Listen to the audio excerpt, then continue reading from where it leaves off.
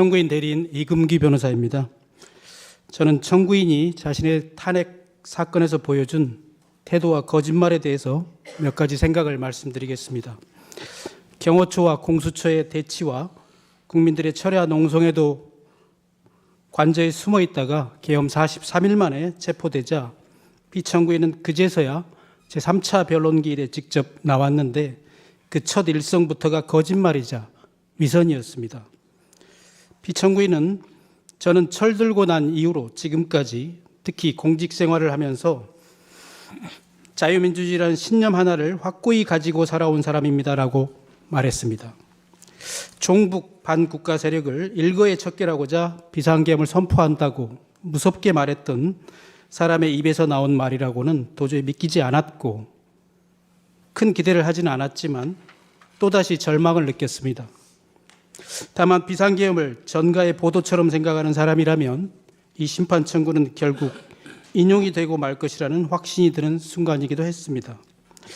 그날 재판관님께서는 두 개의 질문을 하셨는데 첫 번째는 비상입법기구 예산을 지시했는가였고 두 번째는 수방사령관과 특전사령관에게 국회의원을 끌어내라고 지시했는가였습니다. 기재부 장관에게 쪽지를 준 적이 있는지 이런 간단한 질문에도 피청구인은 준 적도 본 적도 없다고 하면서도 국방부 장관에게 자신의 책임을 떠넘기는 변명을 장황하게 늘어놓았습니다.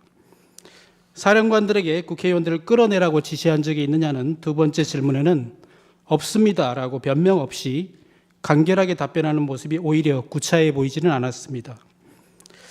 처음으로 출석해서 했던 첫 일성부터가 거짓말이라는 것은 누구라도 팩트체크가 가능할 정도입니다. 최상목 부총리의 말은 물론이고 조태열 외교부 장관의 진술만으로도 A4 문건을 직접 나눠준 사실이 드러났고 사령관은 물론 수많은 군인들의 증언을 통해서 국회의원들을 끌어내라고 지시한 사실 또한 명백히 인정됩니다. 피청구인 때문에 내란의 공범이 되어 구속된 어떤 군인은 자신의 일생이 송두리째 무너지게 된 이 상황에서도 자신의 명령에 따랐던 부하들에게만큼은 화가 미치지 않게 해달라고 호소하고 있는 것과는 너무나도 다르게 거짓말로 자신의 죄를 감추려 하고 자신이 망쳐놓은 군인과 부하들에게 자기의 죄마저 뒤집어 씌우는 모습을 보고 또 한 번 실망을 금할 수가 없었습니다. 피청구인이 구치소에서 재판소로 출석하는 날에는 수백, 수천의 경찰관들이 동원이 되고 국민들은 이쪽과 저쪽으로 편이 갈려서 나라가 쪼개질 것만 같고 저 같은 일개 서생조차도 나라 꼴이 걱정이 되는 판인데 청구인은 걱정도 안 되는지 재판소에 와서도 심판정에는 들어오지도 않거나 재판이 시작하기도 전에 다시 돌아가 버리는 것을 보면서 이 나라 공무원들의 노고는 안중에도 없고 국민들의 시선 따위는 아랑곳하지 않는 모습도 지켜봐야만 했습니다. 피청구인은 대통령 취임식에서 대통령으로서의 직책을 성실히 수행할 것을 국민 앞에 엄숙히 선서합니다라고 했지만 어쩌면 그 선서부터가 거짓이고 위선이었을지도 모른다는 생각이 듭니다. 대통령으로서 국민 앞에서 직무상의 거짓말을 하지 않고 진실해야 하는 것은 단순한 도덕적인 요청이 아니라 헌법적 요구이자 법적인 의무인 것입니다. 미국 제37대 대통령 닉슨은 단지 거짓말을 했다는 이유만으로 탄핵 위기에 몰렸고 결국 대통령직에서 사임해야만 했습니다. 피청구인은 자신의 잘못을 인정하지 않고 거짓말을 하는 것도 모자라서 그날의 진실을 고백하고 처벌을 감수한 군인들과 부하들을 거짓말쟁이로 몰고 탄핵과 내란을 공작하고 있다고 공격하였습니다. 그래서 이 사건은 마치 진실게임 같은 것이 되어버렸습니다. 피청구인이 한 거짓말 때문에 온 국민이 듣기 평가를 받아야 했던 적도 있고 심지어는 출근 행렬도 거짓이라는 의혹도 있습니다만 그것이 탄핵 사유는 아니므로 논외로 하겠습니다. 그렇지만 이 재판은 피청구인의 말과 언어가 처음으로 진실했는지 아니면 거짓이었는지가 공식적으로 확인되는 의미를 갖고 있다고 생각합니다. 12.3 그날 밤 저는 느닷없는 계엄에 우선은 놀랐고, 하필이면 지금 이때 군에 가 있는 아들이 생각나서 내 아들이 계엄군이 될 수도 있는 건가? 라는 생각에 두려웠습니다. 비상계엄 자체도 너무 무섭지만 내 아이가 계엄군이 되는 것은 더더욱 끔찍한 일이었습니다. 그래서 국회로 달려갔고, 국회는 다행히 계엄 해제안을 통과시켰습니다.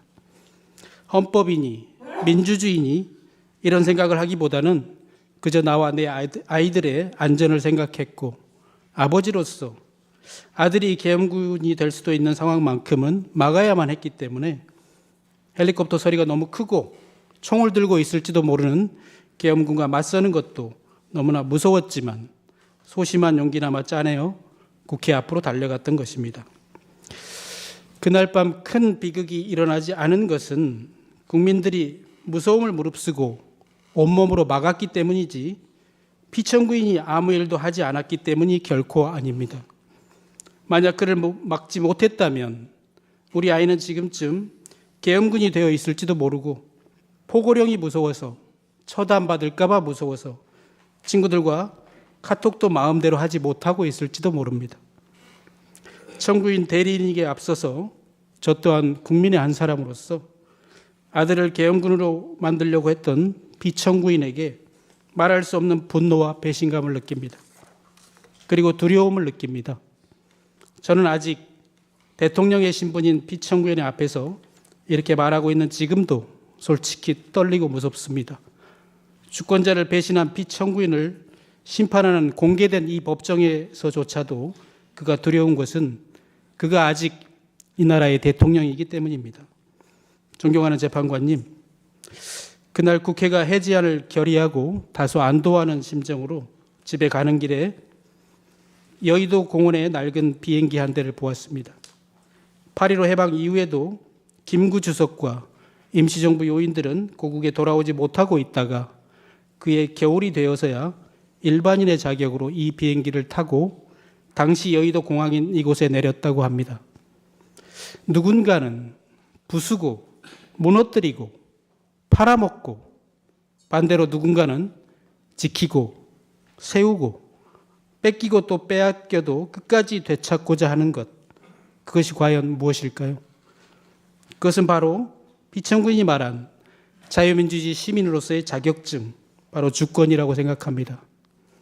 나는 지금 부수고 무너뜨리고 빼앗는 자리에 서 있을 것인가, 아니면 지키고 세우고 되찾는 자리에 서 있을 것인가를 생각하면서 변론을 마치겠습니다. 감사합니다.